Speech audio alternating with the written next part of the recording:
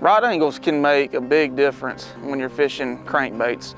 Deep crankbaits, sure, but especially shallow crankbaits.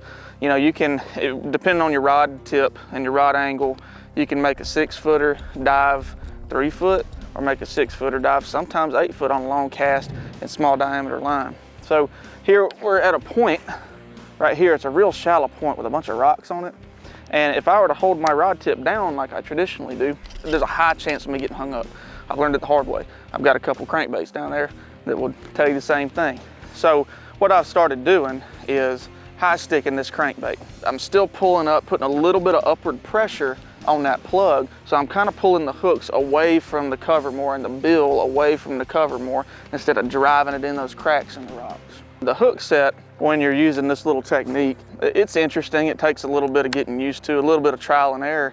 But if you get a bite, it's really tempting to just pull straight up. But when you do that, what you're doing, you're putting the top part of the crankbait, the part with no hooks at all, you're putting that, you're pressing that against the roof, the hardest part of a fish's mouth.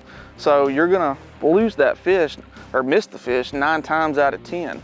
So instead of doing that, it's important to keep tension.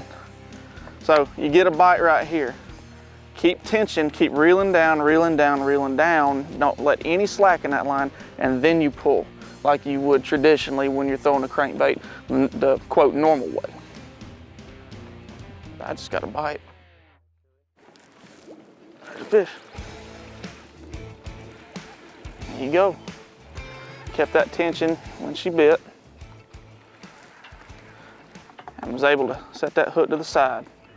Not a big one, but I wouldn't have caught her with that, the low rod tip. Couldn't have got to her.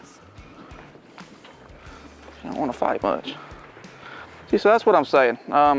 You know, again, let's see, my boat is in 2 feet of water right now. I'm throwing a 6-foot diving plug, and I just caught a fish out of probably a foot of water. This all has to do with your rod angles and your retrieve speed.